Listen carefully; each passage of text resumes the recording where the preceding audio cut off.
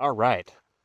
Well, I'm back here for another Sur Ron video. It's been a while, but I made some changes to my bike, and I'll go over some of those changes real quick, and then I'll do a little bit of a review ride. That's about it. So the bike looks similar, but first thing you'll notice is I did a DVO Emerald fork, which is an inverted fork, and I also did a Fox Float X2. This is the 2021 model. So, was that easy? Well, kinda. With the Foxes, you need some bushings. That's pretty easy. And with the DVOs, I ended up needing a different headset. And I ended up going with the Cane Creek. And then I had to get an inverted 1.5-inch sized crown race. So, yeah, a couple little things, but it's all dialed in now. I haven't cut the head tube yet because I haven't decided really where I want the bars. And honestly, it's not that big of a deal. But, holy moly, what a difference these two things do. The bike feels like an entirely different animal. I can dial in such better damping. I mean, just the adjustability of these DVOs is amazing. I feel like I still have a little bit to dial in on the floats. They've got so many settings as well. But overall, feels pretty good. Anyway, I'm going to keep this short and do a quick ride.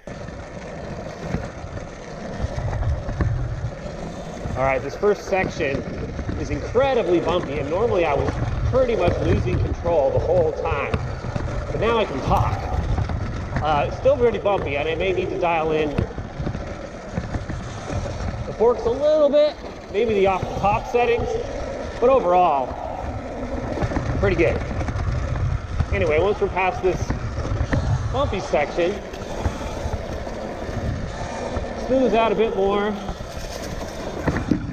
catch a little bit of air, like that, and I will say that that feels a lot more confidence inspiring. With a gap coming up here in a little bit that I don't want to miss. So I'm going to focus. Yeah.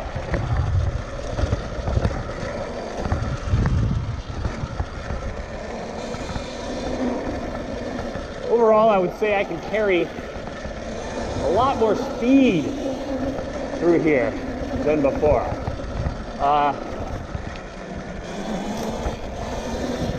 The overall handling and steering and flexibility, especially under non-ideal conditions, it's hard to compare. I did have the D&M forks, and they really weren't terrible. Everybody says they're better than the RSTs. I never tried the RSTs, but the D&Ms weren't too bad. However, compared to a really good fork, I was gonna get the Fox 40 or the Marzocchi Bomber, which is basically the same fork, also made by Fox, but a great deal on this DVO Emerald came up, and I'm really impressed. Not to mention it looks super cool. And while that's not the most important thing to me, it's an added bonus.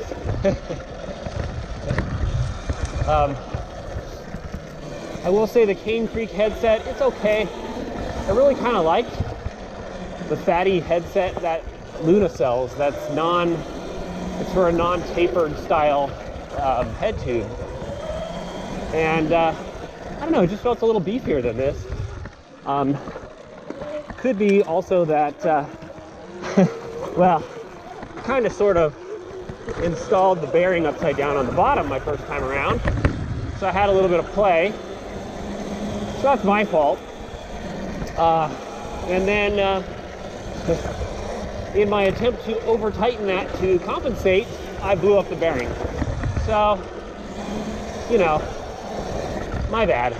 But honestly, the fatty headset, or fatty bearing headset that Luna sells, there's no way you could do that. It's just too thick. There's no way you'd be able to over tighten it and destroy it. at least not that quickly. So honestly, if you have a straight steerer tube, I'd recommend sticking with that one, personally. It's a little bit harder to put together because you actually have to press the roller bearings into the sleeves. And I'll tell you what, that results in a lot of cussing. But unless you have a press, which I don't. But I got it working, and I never installed them upside down. So there's that. You know, this slow section of kind of technical downhill, I won't say that there's a ridiculous difference between the stock suspension and this, but the ability to, well, that was better. The ability to kind of fine tune and remove these harsh initial bumps is something that you can do with a lot of these higher end suspensions. On the Foxes, I believe they have, it's the high speed rebound, and on the DVOs, it's called off the top, OTT. So I don't care what it's called, it works. And there's so much adjustability, I have no idea if I'll ever really be able to get it to the perfect setting. I followed the guides, and of course I modified those a little, because this bike weighs a lot more than any of the bikes that would normally be getting a downhill mountain bike fork, right? And that's something you're going to run into with any suspension that you put on the Sur Ron, unless somebody starts making something just for the Sur Ron. And as far as I know, nobody's done that yet. Those of you that have watched my videos know that I have a few other modifications on my bike. I do have a 54-tooth sprocket. I prefer that for the additional acceleration, and I don't really need a small amount of high speed that you lose, because this is the kind of riding that I do. And with that said, I also don't have any modifications to the motor or the controller. Not that it doesn't sound tempting at times, but I don't know, I just don't really need it. Because what I do is really so much more technical. Maybe if I was a hardcore motocross guy, I would consider it, but I'm not.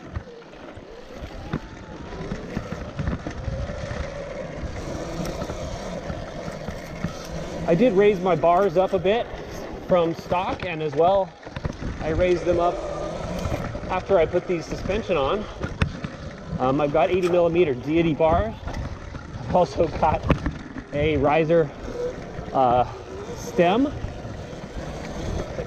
and I've got it lifted up a tiny bit past where the dual crown is.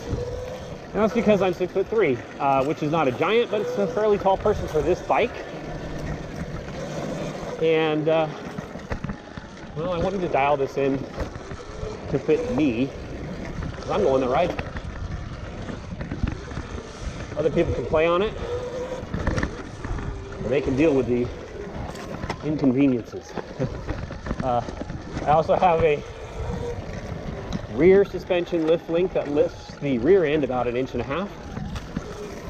And that was a great piece that was custom made for this bike.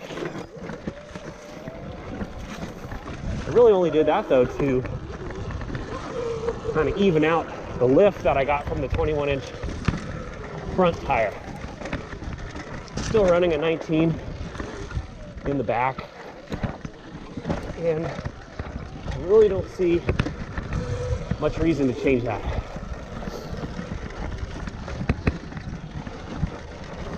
I've also got upgraded brakes.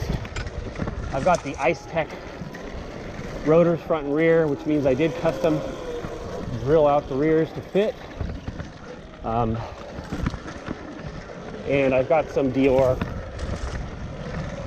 calipers, some upgraded pads. But overall, I mean, I know it sounds like a lot, but the bike is really just a fine-tuned perfection of what it was stock. It's not a big, crazy change. Just turned a toy into a weapon. Well, that's it.